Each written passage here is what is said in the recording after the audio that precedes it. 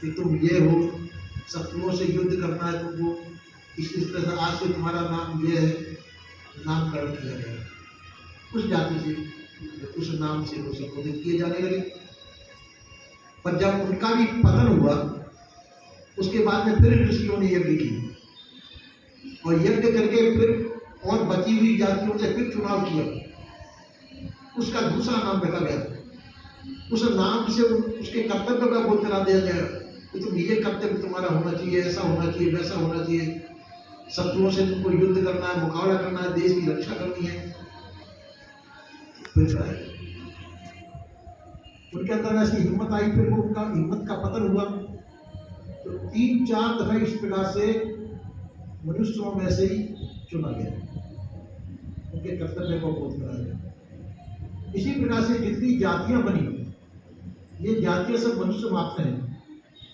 उनके कर्तव्य का बोध कराने के लिए कि तुम इस कर्तव्य को, तुम्हारी जाति के नाम से ये कर्तव्य बनता है तुम्हारा, ये कर्तव्य तुमको करना है, इससे वो अपने कर्तव्य का पालन करते हैं।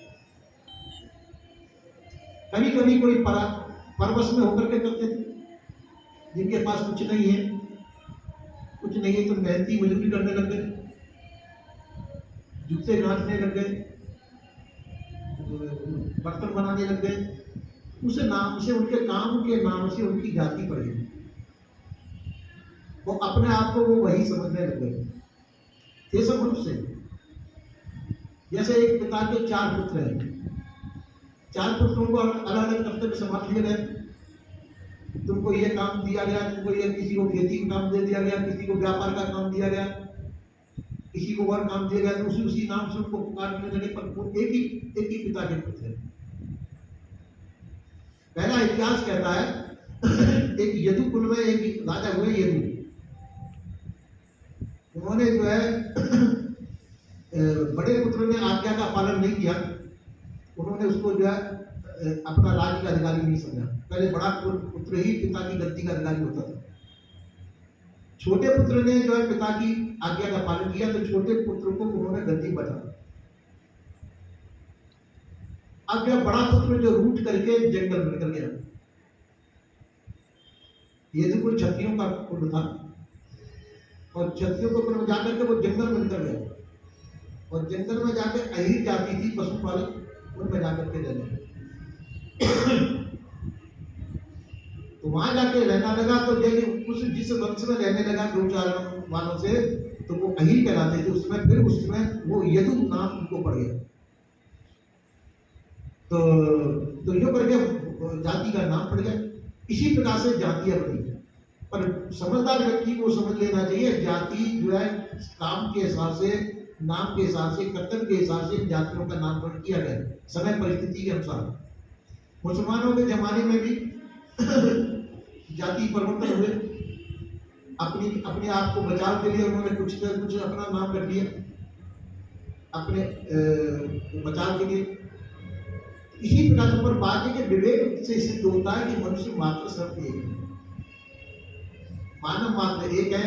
अपने कर्तव्य को भाव को लेकर के, कर्मों के आधार को लेकर के वो उनके जातियों के नाम पड़े, पर वैसा उनको समझ नहीं लेना चाहिए। सबको समझना चाहिए हम मनुष्य हैं। अपने आप को मानव समझते हुए मानवोचित कर्तव्य करना सबका कर्तव्य है। हर व्यक्ति अपना उत्थान कर सकता है और हर व्यक्ति अपना पतन भी कर सकता है। उत्थान पतन मनुष्य का काम है। जो विद्या पढ़ेगा वो विद्वान बनेगा। जयपुर में एक वो है, क्या नाम था उनका, विद्यासागर, पंडित विद्यासागर जी है बलाई घर के, सही है उनका, पंजाब की बहुत बड़े अच्छे विद्वान हैं। अच्छे ब्राह्मण उनके पैर पूछते हैं, और ब्राह्मण उनको बहुत बड़ा महापंडित करके मानते हैं, पंडित मानते हैं। पंडितों में उनका बहुत बड़ा सम्मान है।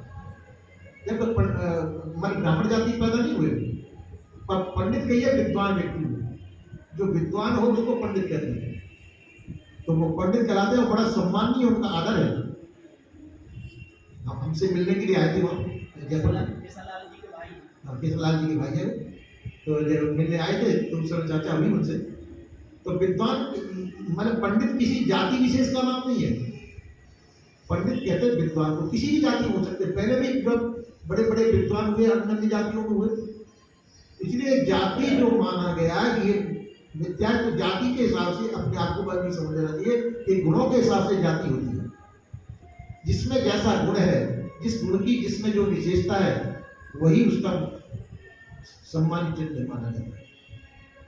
एक जो है वेदई गांव है, उसमें चौहान ठाकुर थे, अब तो वो संत हो गए। तो वो जो है ठाकुर होते हुए जूते गांठने का उनको स्वभाव था, बचपन से सीखे, कुछ संगत तो मिल गई। तो अपने भी जूते बना लेते थे, दूसरे के भी बना देते थे। हालांकि उनका काम नहीं था, वो सब उनको टोकते भी थे। उनकी बचपन में घर के भी लोग टोकते थे, ये अपना काम नहीं है, ये काम नहीं करना है, पर उनको शौक था। अब साधु हो गए, साधु होकर के भी वो ये काम कर लेते, अपने चेलों के जूते बना देते। चेलों के जूते बनाते थे, सिलाई कर देते। और एक गुरु जी आपने, उनका नाम भास्करानंद है सर, बोलते गुरु जी कहते मोची बहुत है करने के लिए, आप ही क्यों करते हैं? देखो भाई मेरा स्वभाव है, ये मेरे को पसंद है। ये जब वो और की बात ले जाओ, औरों के बाद पैसे दे बोले मैं बिना पैसे बना रहा हूँ, तो इसी प्रकार से शौक भी होता है। तो इसलिए ये समझना चाहिए कि जाति के नाम से किसी को ऊंचा नीचा नहीं समझना चाहिए। अपने अपने कर्तव्य के हिसाब से उन्होंने उस जाति में उनका नाम गया, नामकरण पड़ गया, और उसी तरह से वो बोले जाने लगे। जब चार भाइयों के अलग अलग कर्तव्य होने से नाते से उस नाम से उनको बोध कराने लगे, अपने को भाई एक ही है, एक ही पिता की संतान है और भाई भाई है। इसी प्रकार से मानव मात्र सभी भाई भाई है। अपने आप को ऊंचा नीचा नहीं समझना चाहिए।